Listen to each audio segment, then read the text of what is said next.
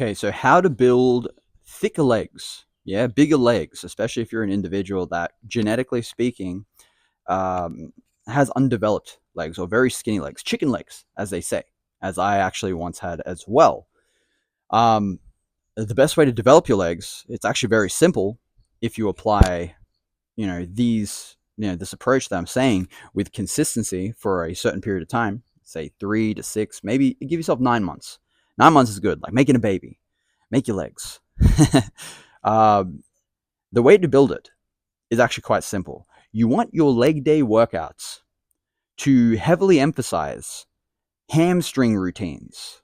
All right, work on your hamstrings more dominantly than your quadriceps.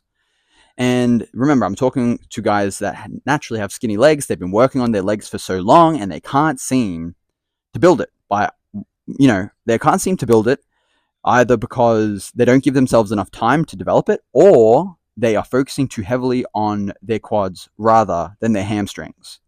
Whereas the back of our body acts as the frame that perceives us as well built, big or not. See your lats, they create the frame of the upper body, right? If you have big lats, you tend to look very big. You tend to look very wide. It makes us perceive it that way. But it's the same rule that applies to your hamstrings. If you work on your hamstrings, let's say 70 to 80% of your leg day is hamstrings, emphasizing hamstring development, and 20 to 30% of that's quad development. Well, and you train that around 2 to 3 times per week, in 3 to 6 to 9 months, I would say give 9 months, make the baby. And you don't judge your process until you get to 9 months, kind of like how you don't see a baby till it's in your hands. You'll come to find that your legs will appear a lot more thicker. It'll appear a lot bigger and well developed because you filled up the gap in the back of your legs that now touch each other, right? They fill up.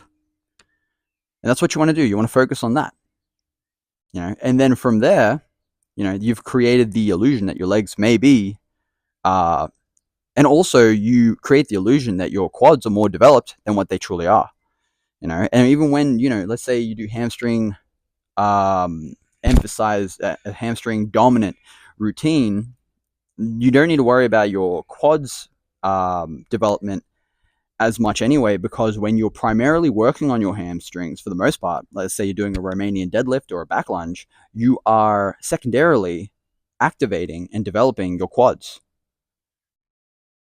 It's true. So focus on that. Focus on looking at your leg routine if you're working out, and see if you can kind of flip it around, make it less quad heavy, and focus on it being more hamstrings heavy. And go from there. Give yourself time. Man, how much success you would achieve if only you are patiently working towards it. Yeah. Okay. Get hamstring heavy. Treat it like you're making a baby, and I'll see you in 9 months.